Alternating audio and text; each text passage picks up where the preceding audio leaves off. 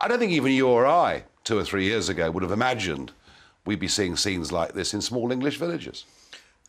No, well, I think that if the numbers were inevitably going to grow in the way that they have, frankly, there was no alternative but to start putting them in places and hotels around the country. It's the government that didn't think of this as one of the consequences of their inaction and their inability to actually control the boats. And I think that this labelling of those who are genuinely concerned as right-wing, as fascist, as racist, as this, that and the other, is so hurtful to those people who have genuine concerns about their communities.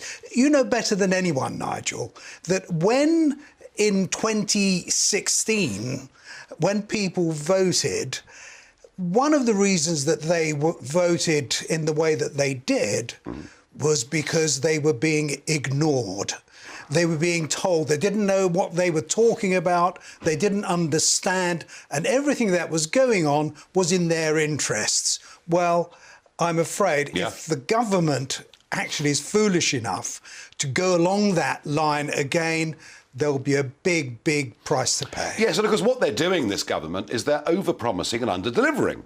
You know, we're hearing these big words from Rishi Sunak, you know, newspaper article yesterday, there'll be a lot of press tomorrow, but actually we keep hearing, don't we, from successive Home Secretaries and Prime Ministers, we're going to stop the boats, we're going to put an end to this. Well, why should this be different this time?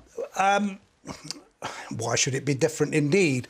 I think that what they're going to tackle is actually necessary, and they do need to tackle some of the areas. Priti Patel, she made a lot of promises. Boris Johnson made a lot of promises. Exactly what Rishi Sunak has said, that if you arrive here as an illegal, if you arrive here illegally, you will be treated as such and you will be sent back. Well, Boris didn't keep his word. I hope that Rishi does.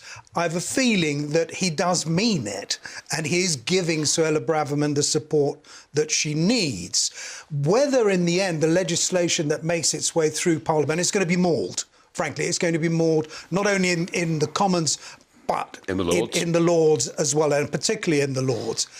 If what ends up is really pretty much the same as the legislation that we saw going through last year, then frankly it will be time wasted. I hope that this time, and I am hopeful, that the legislation that makes it onto the statute books is actually going to have some sort of effect. What it won't do is have any effect this year. It'll be by the end of the year, at the present rate, we're going to reach something like 90,000 and more people coming across illegally.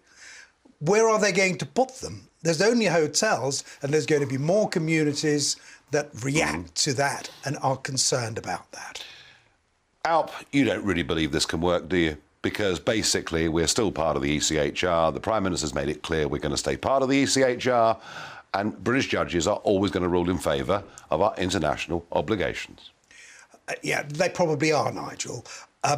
It isn't just the ECHR, though. There are a lot of rules, a lot of discretionary decisions taken that have nothing to do with the legislation or our commitment to international treaties. It really depends whether the government, having got the legislation through that is now being proposed, then they actually implement and act on it. It won't solve the problem completely, but it will have an effect.